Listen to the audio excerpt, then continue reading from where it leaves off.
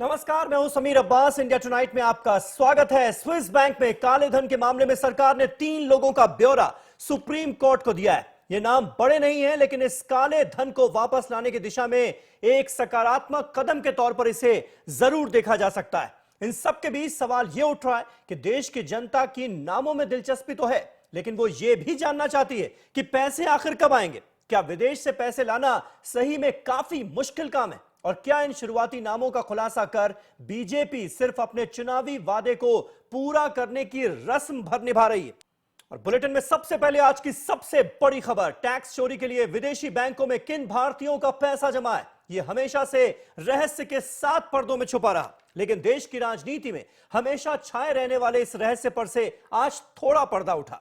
सरकार ने आज सुप्रीम कोर्ट में ऐसे 3 नामों का खुलासा किया जिनका काला धन विदेशी बैंकों में जमा है। सूत्रों के हवाले से यह खबर भी आई है कि सरकार ने सील बंद लिफाफे में 136 नाम दिए हैं। हालांकि कहने वाले यह भी कह रहे हैं कि नाम पर से पर्दा उठाने की यह सरकारी कवायद ऊंट के मुंह में जीरे के बराबर है।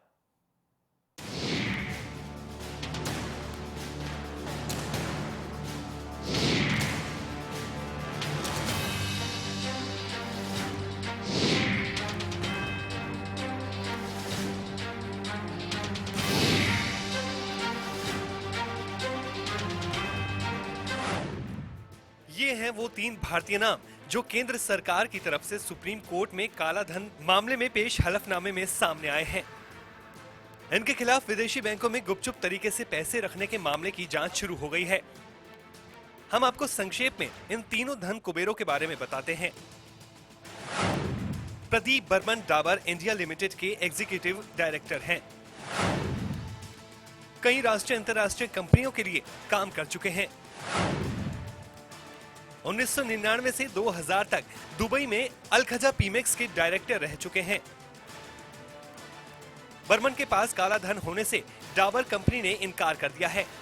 कंपनी ने अपने बयान में कहा है कि ये बैंक खाता उस वक्त खोला गया था जब प्रदीप बर्मन NRI थे और उन्हें ये खाता खोलने की कानूनी इजाजत थी।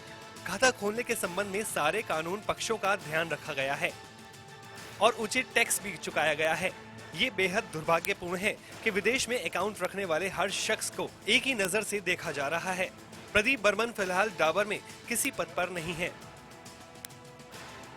केंद्र सरकार के एडिशनल हलफनामे में जिस दूसरे नाम का जिक्र है वो है राधा एस टिम्बलू।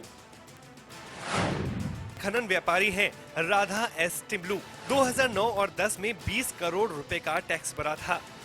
टिम्बलू का विवादों से पुराना नाता है। उन पर अवैध खनन का आरोप लगता आया है। I don't have to say anything. I have to see the affidavit. If you have the affidavit, please give it to me. जिस तीसरे धन कुबेर के खिलाफ काले धन मामले में जांच शुरू हुई है, उनका नाम है पंकज चमनलाल लोढ़िया। गुजरात के राजकोट के मशहूर शेयर कारोबारी हैं पंकज लोढ़िया। राजकोट में श्रीजी ऑर्नामेंट के संचालक भी हैं। पंकज ने भी काला धन खाता धारक होने के आरोप से इनकार किया है। I don't have any Swiss account, so I don't have the actually right now. जब आप मुझे बोल रहे हैं तब मुझे ये सब पता चल रहा है कि I don't have any Swiss account. Whatever the prosecution, we will just reply. और हमारा ऐसा कुछ है नहीं, जो भी है हमने बुक्स में जो है वो सब दिखा दिया है और जो भी है हमने ऑलरेडी डिक्लेयर कर दिया है। ऐसे लोगों की कमी नहीं है जो सरकार की इस पहल को बेहद महत्वपूर्ण मान रहे हैं, लेकिन ऐसे लोग भी हैं जो इससे नाखुश हैं। काला धन खाता धारकों के नाम सार्वजनिक करने की लड़ाई कोर्ट में लड़ने पर राम जेठमलानी भी महज 3 नामों से खुश नहीं हैं।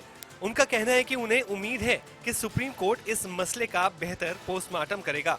It's the case of a mountain in labor producing a mouse. The mouse has been produced by the Ministry of Finance and the Attorney General.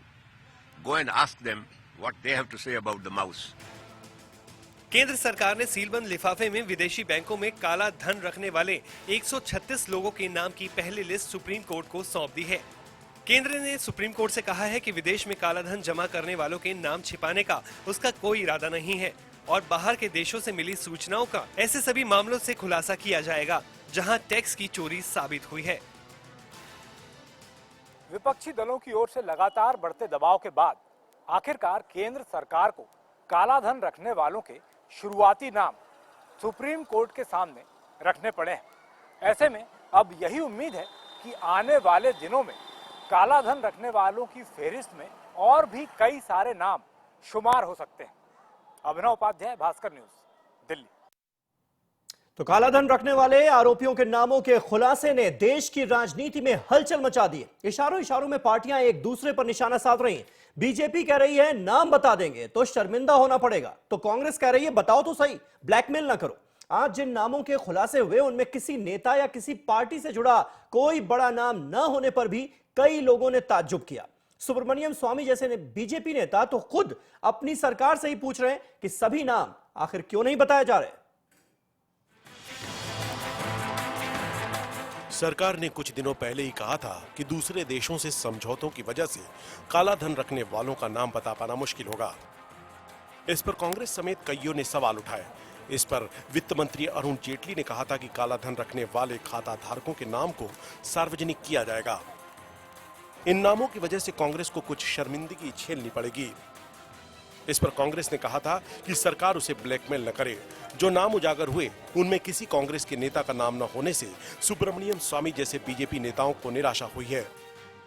स्वामी तो कह रहे हैं कि उन्होंने सरकार को 2 नाम बताए हैं। काला धन रखने वालों में ये 2 नाम हैं, राहुल गांधी और सोनिया गांधी। उन्होंने कहा कि पता नहीं सरकार सभी नाम क्यों नहीं बता रही है।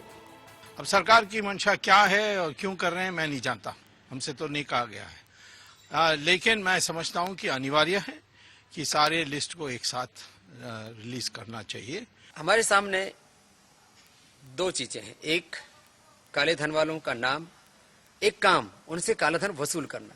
गवर्नमेंट नाम बताए तो बहुत अच्छी बात है, ना भी बताए तो भाई कि आम खाने की पेड़ गिनने। तो यदि काले धन वालों के नाम ना भी बताए तो उनका धन तो वसूल कर ले सरकार, नाम बता दे तो बहुत अच्छी बात है। बीजेपी नेता और उसके समर्थक कांग्रेस पर निशाना साध रहे हैं और कांग्रेस कह रही है कि हिम्मत हो तो सभी नाम बताए सरकार। पार्टी ने कहा कि जो 3 नाम सामने आए हैं उनका ताल्लुक किसी दल से नहीं है। फाइनेंस मिनिस्टर ने कहा था कांग्रेस को शर्मिंदगी होगी। मेरे ख्याल से आज इन नामों के बाद फाइनेंस मिनिस्टर को खुद शर्मिंदगी होनी चाहिए। दूसरी ओर आम आदमी पार्टी बीजेपी पर निशाना साध रही है। पार्टी के मुखिया अरविंद केजरीवाल ने प्रेस कॉन्फ्रेंस में उन सभी 15 नामों की लिस्ट दी जो बकौल उनके काला धन रखने वालों के हैं। उन्होंने कहा कि इन 15 नामों में वो नाम भी हैं जिसके अस्पताल का उद्घाटन खुद पीएम मोदी ने अभी हाल में ही किया है। भारतीय जनता पार्टी ने तो यहां तक वादा किया था कि 100 दिन के अंदर काला धन ले आएंगे, लेकिन जब भारतीय जनता पार्टी की सरकार बनी तो देश के लोगों को उम्मीद थी कि अब नाम डिस्क्लोज किए जाएंगे और 100 दिन के अंदर काला धन आएगा। लेकिन भारतीय जनता पार्टी की सरकार बनने के बावजूद भी जब नाम डिस्क्लोज नहीं किए जा रहे तो लोग सोच रहे हैं कि क्यों नहीं नाम डिस्क्लोज किए जा रहे। तो लोगों को शक हो रहा है कि सरकार बनने के बाद बीजेपी ने जब वो लिस्ट देखी होगी तो उनको लगा होगा अरे बाप रे, इसमें तो हमारे वालों के भी नाम है। सूत्रों के हवाले से खबर है कि काला धन वाली सूची में 4 कांग्रेस नेताओं के नाम अगले कुछ दिनों में सार्वजनिक हो सकते हैं। इस मामले में सबूत जुटाया जा रहा है। सूत्रों के मुताबिक कांग्रेस के एक पूर्व राज्य मंत्री का नाम काला धन वाली सूची में है, जबकि एक उत्तर प्रदेश के पूर्व सांसद हैं। 2 कांग्रेस नेता ऐसे हैं जो महाराष्ट्र के प्रभावी राजनीतिक परिवार से संबंध रखते हैं। केंद्र सरकार की तरफ से काले धन मामले में 3 उद्योगपतियों के नाम सुप्रीम कोर्ट के सामने पेश किए जाने के बाद केंद्र सरकार विपक्षी दलों के निशाने पर है। कांग्रेस और आम आदमी पार्टी ने काला धन मामले में केंद्र सरकार को घेरने की पुरजोर कोशिश की है। ऐसे में केंद्र सरकार का अगला कदम क्या होगा, ये देखना दिलचस्प होगा। अभिनव उपाध्याय, भास्कर न्यूज, दिल्ली। और केंद्र सरकार ने विदेश में काला धन रखने वाले जिन 3 लोगों के नाम सुप्रीम कोर्ट में बताए हैं उनमें से एक राधा स्टिम्बलो से बीजेपी और कांग्रेस दोनों ही चंदा लेती रही हैं। ये बड़ी अहम जानकारी निकलकर सामने आई। जबकि एक दूसरे चमन भाई लोढ़िया ने बीजेपी को चंदा दिया है, ये भी जानकारी सामने आ चुकी है। एडीआर ने एक प्रेस रिलीज जारी कर कहा है कि टिम्बलो ने बीजेपी को 9 बार और कांग्रेस को 3 बार चंदा दिया है। एडीआर के मुताबिक गोवा की खदान व्यापारी राधा स्टिम्बलो, जिनकी तस्वीर इस वक्त आप अपनी टीवी स्क्रीन पर देख रहे हैं, इन्होंने बीजेपी को 1 करोड़ 18 लाख रुपए का चंदा दिया है, जबकि कांग्रेस को 65 लाख रुपए का। एडीआर के मुताबिक राष्ट्रीय दलों को 2004 से 2005 और 2011 से 12 के बीच जो चंदा मिला है उससे पता चलता है कि टिम्बलो प्राइवेट लिमिटेड ने 7 साल में बीजेपी को 9 बार में 1,18,00,000 रुपए दिए हैं और कांग्रेस को 3 बार में कुल 65 लाख रुपए मिले हैं। यानी एक ऐसा शख्स जिस पर यह आरोप लगा है और केंद्र सरकार कह रही है काफी पुख्ता आरोप है कि उसके पास काला धन है जो कि विदेश के बैंकों में जमा है, वो शख्स, वो महिला बीजेपी और कांग्रेस देश की 2 सबसे बड़ी पार्टियों को चंदा देती है। निश्चित तौर पर एक ऐसा आरोप जिसका जवाब इन दोनों पार्टियों को आगे देना पड़ेगा। और काला धन इस पर इतना हल्ला मचा है तो यह भी जान लेते हैं कि काला धन आखिर है क्या। काला धन वो आय है जिस पर टैक्स की देनदारी बनती तो है लेकिन इसकी जानकारी टैक्स डिपार्टमेंट को नहीं दी जाती। अगर रकम बहुत बड़ी हो तो यह जानकारी छिपाने में विदेशी बैंक जाने अनजाने काफी मददगार साबित होते हैं। ऐसे टैक्स चोरों के लिए कुछ देश सुरक्षित ठिकाने यानी सेफ हेवन साबित होते हैं जो टैक्स से बचने के लिए कई तरकीबों से मददगार साबित होते हैं। देश का कितना धन विदेश में काले धन के रूप में जमा है, इसे मापने का कोई पक्का पैमाना नहीं है। 2010 में अमेरिका के ग्लोबल फाइनेंशियल इंटेग्रिटी ने अनुमान लगाया था कि 1948 से 2008 के बीच भारतीयों ने विदेशी बैंकों में करीब 28 लाख करोड़ रुपए काला धन जमा कराया।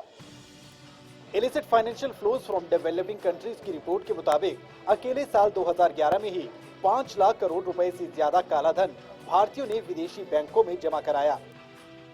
इस साल काला पैसा विदेशी बैंकों में जमा कराने के मामले में भारत का नंबर तीसरा था।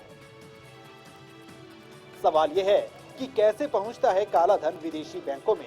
दरअसल छोटी मोटी रकम रिश्वत में जब दी जाती है तो वो देश में ही छिप जाती है, लेकिन जब रिश्वतखोरी करोड़ों रुपए में होती है तो उसके लिए सबसे सुरक्षित जगह के लिए विदेशी जमीन को चुना जाता है।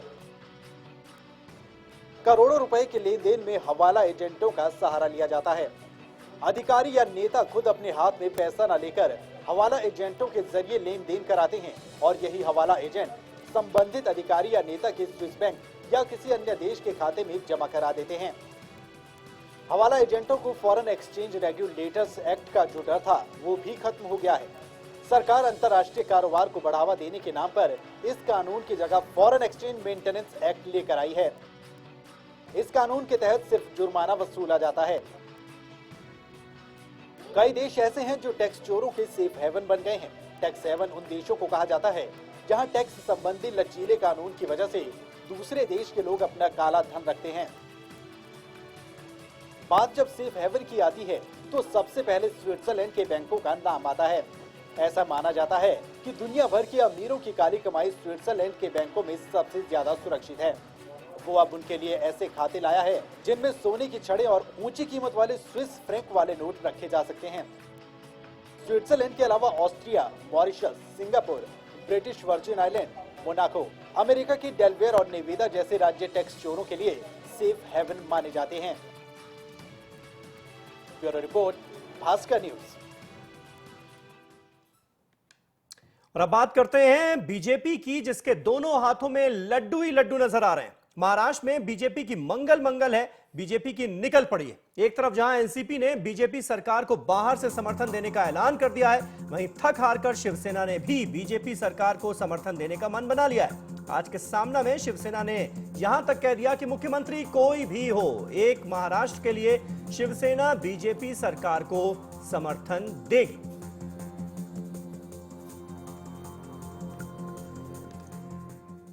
तो महाराष्ट्र में सरकार बनाने की कवायद में जुटी बीजेपी के लिए स्थिति दोनों हाथों में लड्डू जैसी है। एक तरफ एनसीपी जहां शुरू से ही बीजेपी को बिना शर्त समर्थन देने को तैयार बैठी है, वहीं अब शिवसेना भी सरकार बनाने के लिए बीजेपी को बिना शर्त समर्थन देने को बिल्कुल तैयार है। तो भारतीय जनता पार्टी और शिवसेना तो पुराने मित्र है, एक साथ रहे हैं। हमारा ब्लड ग्रुप एक है, हिंदुत्व का है। तो ये शर्तें वाली बात छोड़ दीजिए आप। चुनावों के दौरान अपने ही पुराने सहयोगी बीजेपी के खिलाफ आग उगलने वाले शिवसेना के फायरब्रांड नेता संजय राउत साहब अचानक मोम बने नजर आने लगे हैं। महाराष्ट्र को अपनी जागीर बताने वाली शिवसेना अब बीजेपी को बिना शर्त समर्थन देने की बात करने लगी है। बीजेपी को लेकर राउत और उनकी पार्टी का इस कदर हृदय परिवर्तन हो गया है कि खुद बीजेपी भी पेशो पेश में नजर आने लगी है कि आखिर सरकार बनाने के लिए समर्थन ले तो किससे ले। आखिर क्यों बदले बदले से सरकार नजर आते हैं? इसका जवाब एनसीपी की इस राजनीतिक बाजीगरी में छुपा है। लेकिन हम चाहते हैं कि महाराष्ट्र में एक स्थिर सरकार बने और हम किसी भी सरकार का हिस्सा बनना नहीं चाहते। एनसीपी अध्यक्ष शरद पवार के सिपह सलार के इस ऐलान ने चुनाव के बाद से ही शिवसेना की नींद उड़ाकर रख दी है। पवार के इस प्लान ने राज्य में शिवसेना के राजनीतिक भविष्य को ही संकट में लाकर खड़ा कर दिया है।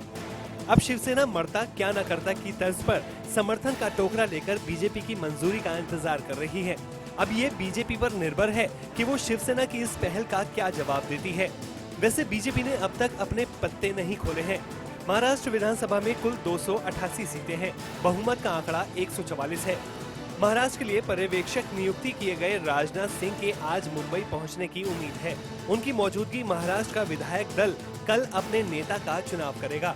उम्मीद है कि देवेंद्र फडणवीस को निर्विरोध नेता चुन लिया जाएगा, लेकिन राज्य की राजनीति कब कौन सा करवट ले कहना कठिन है। मनोज चंदेलिया, भास्कर न्यूज, मुंबई। और इसके अलावा महाराष्ट्र में बीजेपी सरकार की तस्वीर भले ही अब तक साफ नहीं हुई है, लेकिन शपथ ग्रहण की तैयारियां शुरू हो चुकी हैं। 31 तारीख को मुंबई के वानखेड़े स्टेडियम में भारतीय जनता पार्टी की पहली सरकार का शपथ ग्रहण करेगी, जिसमें प्रधानमंत्री नरेंद्र मोदी समेत बीजेपी के कई दिग्गज भी शिरकत करेंगे।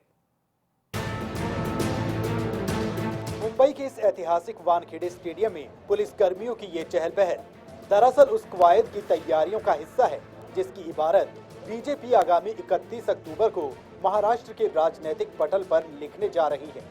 महाराष्ट्र में पहली बार भाजपा अपनी सरकार बनाने जा रही है, इसलिए बीजेपी इस समारोह को भव्य बनाने में कोई कोर कसर नहीं छोड़ना चाहती। इस शपथ ग्रहण समारोह में खुद प्रधानमंत्री नरेंद्र मोदी भी शिरकत कर रहे हैं, इसलिए महाराष्ट्र पुलिस सुरक्षा में कोई कोताही नहीं बरतना चाहती।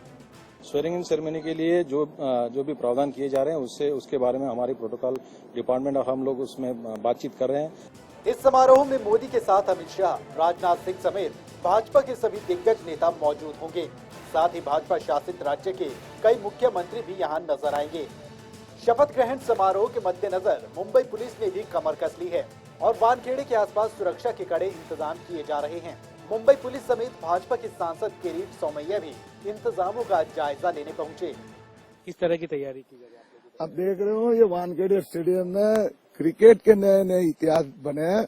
अब भाजपा की मिनी मोदी सरकार काम करके विकास के नए रिकॉर्ड बनाएगी। हालांकि अभी तक साफ नहीं है कि बीजेपी की सरकार का सीएम कौन होगा, लेकिन ये खबरें हैं कि 10-11 मंत्री शपथ ले सकते हैं। मंगलवार की शाम 4 बजे बीजेपी विधायक दल की बैठक होगी, जिसमें सीएम के कैंडिडेट का चुनाव होगा। बैठक में पर्यवेक्षक राजनाथ और जेपी नड्डा शरीक होंगे। आपको बता दें कि सीएम की रेस में बीजेपी के महाराष्ट्र अध्यक्ष देवेंद्र फडणवीस का नाम सबसे आगे है, लेकिन नितिन गडकरी की दावेदारी को भी खारिज नहीं किया जा रहा है। शपथ विधि के लिए इस वानखेड़े स्टेडियम को चुनकर भले ही भारतीय जनता पार्टी एक ऐतिहासिक दिन बनाना चाहती हो, लेकिन जिस दिन मुख्यमंत्री जो है यहाँ पर शपथ लेंगे वानखेड़े स्टेडियम में, उसके अगले दिन से ही जो है कहीं ना कहीं बीजेपी के लिए एक चुनौती भरा दिन जरूर शुरू हो जाएगा। और ऐसे में देखना है कि जनता के वादों पर भारतीय जनता पार्टी किस तरह से खरी उतरती है। कैमरामैन दिलीप पवार के साथ मनोज चंदेलिया, भास्कर न्यूज, मुंबई।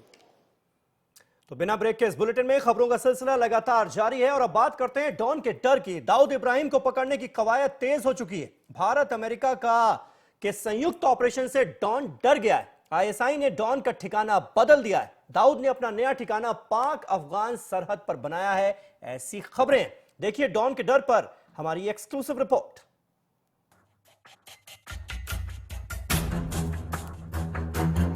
आईएसआई ने बदल दिया है दाऊद का ठिकाना। आईएसआई ने दाऊद को अज्ञात ठिकाने में छुपाया। पाक अफगान सरहद पर ली शरण। भारत का दुश्मन नंबर 1, आतंक का सरगना। 1993 के मुंबई सीरियल धमाके का गुनहगार। आईएसआई की शरण में छुपने वाला डॉन अब बदल रहा है अपने ठिकाने। अब तक बड़े बड़े खतरे के बावजूद आईएसआई ने ऐसा नहीं किया था। फिर अचानक ऐसा क्या हो गया कि आईएसआई दाऊद का ठिकाना बदलने के लिए मजबूर हो गया। दरअसल माना जा रहा है कि प्रधानमंत्री नरेंद्र मोदी की अमेरिका यात्रा के दौरान दोनों देशों में हुए समझौते की वजह से भारत और अमेरिका दाऊद पर लगाम लगाने के लिए साझा कोशिश शुरू कर चुका है। ऐसे में ISI को दाऊद की सुरक्षा को लेकर ये डर सताने लगा है कि कहीं दाऊद को पकड़ने के लिए भारत और अमेरिका मिलकर वैसी ही कार्रवाई न कर दे जैसे अमेरिका ने ओसामा को मार गिराने के लिए की थी। 1993 को मुंबई में हुए सिलसिलेवार धमाके भारत में आतंक की पहली बड़ी वारदात थी। इस धमाके में करीब 300 लोग मारे गए थे, जिसका मास्टरमाइंड दाऊद इब्राहिम था। अमेरिका को इस हमले की भयावहता तब समझ में आई जब 2001 में अलकायदा ने 9/11 की साजिश रची। इसके बाद करीब एक दशक चली लंबी तलाश के बाद अमेरिका ने एक ऑपरेशन में पाकिस्तान के एबटाबाद में घुसकर ओसामा बिन लादेन को पनाहगाह में ही मार गिराया। देखिए, प्रधानमंत्री बहुत बार ये बात कह चुके चुनाव के बीच में, चुनाव से पहले, कि जिस तरीके से अमेरिका ने अलकायदे के चीफ को पाकिस्तान के अंदर मारा है, हिंदुस्तान दाऊद के साथ ऐसा क्यों नहीं कर सकता। ये बात एक बार नहीं, अनेक बार उन्होंने कही है। आज उनके हाथों में ताकत है, सरकार है। दाऊद के साथ वो क्या करते हैं, वापस लाते हैं, किस तरीके से क्या कदम उठाते हैं, सारे देश की निगाहें उनकी तरफ लगी। आम चुनावों के प्रचार के दौरान प्रधानमंत्री ने दाऊद इब्राहिम पर लगाम लगाने की मंशा जाहिर की थी। पीएम बनने के बाद जैसे ही वो अमेरिका पहुंचे, उन्होंने अपने एजेंडे को आगे बढ़ा दिया। इस यात्रा के दौरान ग्लोबल आतंक पर लगाम लगाने के लिए पीएम मोदी ने राष्ट्रपति ओबामा से एक बड़ा समझौता भी किया था। इसके बाद से ही भारत के दुश्मन नंबर 1 को पकड़ने की कवायद तेज हो गई है। भारत में प्रधानमंत्री के इस कदम की सराहना सभी पार्टियों ने भी की है। दोनों देशों के बीच में, भारत और पाकिस्तान के बीच में अगर संबंधों को बेहतर बनाना है तो पाकिस्तान को आगे बढ़कर उस अंतर्राष्ट्रीय आतंकवादी को भारत के कानून के हवाले करना चाहिए, ताकि उस पर कानूनी कार्रवाई की जा सके। भारत अमेरिका के साझे ऑपरेशन ने सिर्फ दाऊद के माथे पर शिकन नहीं लाई है, बल्कि ISI की मुश्किलें भी बढ़ा दी है। मनोज चंदेलिया, भास्कर न्यूज, मुंबई। तो भारत अमेरिका की दोस्ती क्या रंग ला रही है, ये आपने देखा, और अब आपको दिखाते हैं कि अमेरिका में लोगों ने कैसे मनाई दिवाली। दिवाली की रोशनी की जगमगाहट अमेरिका में किस तरह नजर आई। व्हाइट हाउस से लेकर अटलांटा तक अमेरिका में रहने वालों ने दिवाली के फेस्टिवल को जमकर सेलिब्रेट किया। आइए आपको लिए चलते हैं हमारी Atlanta bureau chief Namita Dogra के पास, और वो आपको दिखाएंगी कि वहां लोगों ने इस बार किस कदर उत्साह से दिवाली मनाई।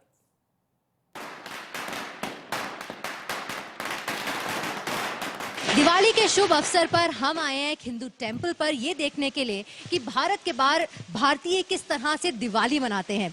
यहाँ पर हम देखेंगे किस तरह से पूजा की जाती है और साथ ही साथ पटाखे फोड़े जाते हैं, लोग एंजॉय करते हैं, सारी कम्युनिटी एक साथ आती है। तो चलिए दर्शन करते हैं इस मंदिर के।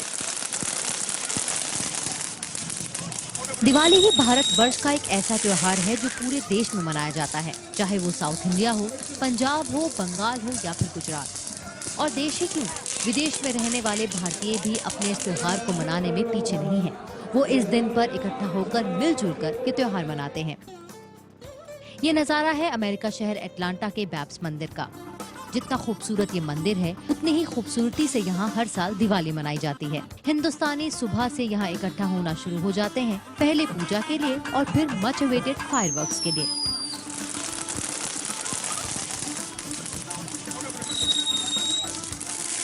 दिवाली के इस फंक्शन को न सिर्फ भारतीय मनाते हैं, बल्कि एटलांटा सिटी के काउंसिलमैन ग्वांजा हॉल ने भी भारतीयों को दिवाली की बधाई दी और मिड टर्म इलेक्शंस का प्रचार करना भी वो नहीं भूले। चलिए दिवाली के बहाने ही सही, अगर इन्हें कुछ वोट मिल जाते हैं तो लक्ष्मी माँ इन पर भी कृपा बरसा देंगी। यही तो खास बात है दिवाली जैसे त्योहार की, ये न सिर्फ हिंदुस्तानियों को बल्कि नॉन इंडियंस को भी अपनी तरफ खींचती है। अमेरिकन कांग्रेसमैन हैंक जॉनसन ने तो यहाँ तक कह दिया कि इंडिया एक इमर्जिंग सुपर पावर है और इंडियंस को उस पर प्राउड होना चाहिए। मार्स मिशन और मोदी को उन्होंने हिंदुस्तान की अचीवमेंट बताया और ये भी कहा कि ये वक्त भारत और भारतीयों का वक्त है। अमेरिकन कांग्रेसमैन भी बैप्स मंदिर की सजावट को देखकर और इंडियन अमेरिकन पॉपुलेशन को देखकर दंग रह गए। सामने सजे सभी देवी देवता की पूजा अर्चना के लिए सब इकट्ठा हुए। पूजा के बाद अब सबको इंतजार था फायरवर्क्स का। पूजा इतनी शानदार थी तो फायरवर्क्स कैसे होंगे? तो काउंटडाउन के साथ फायरवर्क्स की शुरुआत हुई।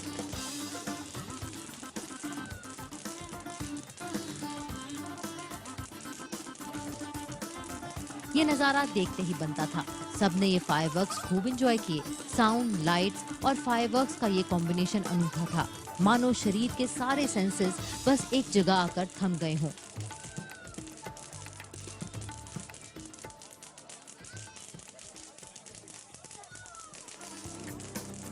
लोगों की एक्साइटमेंट मानो सातवें आसमान पर थी। बाहर से चाहे वो मुस्कुरा रहे थे, लेकिन अंदर ही अंदर अपने देश को सब मिस कर रहे थे। Obviously, we miss India. We miss our parents. Actually, they were the only people who brought us to this world, and who wish that we will. I mean, we should be good always in everywhere, wherever we live. I mean, their wishes save us. Particularly on the special occasions like Diwali, we think about all those things we used to do as a children in India with parents and brothers and sisters and taking the blessings of the elders. All those things, we miss them. सही कहा, यहाँ आज सच में हिंदुस्तानियों को best of both worlds मिल रहा था। लेकिन इतना अच्छा इवेंट, इतनी अच्छी प्रिपरेशन और इसके पीछे कितनी मेहनत लगी, ये हमने जाना इस इवेंट के कोऑर्डिनेटर मनीष पटेल से। चलिए, फायरवर्क्स भी हो गए और लक्ष्मी जी की पूजा भी। दिवाली का मौका है तो कुछ पेट पूजा भी कर ली जाए। मंदिर के परिसर में ही खाने का बहुत बड़ा पंडाल लगाया गया था। लोगों ने छोले भटूरे, पाव भाजी से लेकर मिठाइयों का खूब मजा लिया। हिंदुस्तान के बाहर हिंदुस्तानी दिवाली कैसे मनाते हैं ये हमने आपको दिखाया। मिस भी करते हैं हिंदुस्तान को, लेकिन किसी ना किसी तरह अपने हिसाब से यहाँ पर दिवाली मनाने की कोशिश करते हैं। आज हम आपको हिंदू टेम्पल लेकर आए थे और यहाँ पर आपको दिखाया कि किस तरह से यहाँ पर पूजा होती है, लक्ष्मी पूजा होती है और यहाँ पर हिंदुस्तानी आके मिलजुल कर दिवाली मनाते हैं। मेरे पीछे इस वक्त आप देख रहे हैं किस तरह से पटाखे फोड़े जा रहे हैं, क्योंकि यहाँ पर घरों के अंदर पटाखे फोड़ना अलाउड नहीं होता, इसलिए इसी तरह से कम्युनिटी साथ आकर मंदिर में पटाखे फोड़ती है एक साथ। एक अलग तरह का एक्सपीरियंस है, लेकिन अपनी तरह से दिवाली मनाने की कोशिश करते हैं यहाँ पर हिंदुस्तानी। अटलांटा से नमिता, भास्कर न्यूज के लिए। तो विदेशी सरजमीन पर देसी दिवाली का ऐसा अंदाज आपने इससे पहले शायद कभी देखा ना हो। इस खास बुलेटिन में मेरे साथ बस इतना ही। एक छोटा सा ब्रेक ले रहे हैं, लेकिन ब्रेक के बाद भी भास्कर न्यूज पर खबरों का सिलसिला लगातार जारी रहेगा। नमस्कार।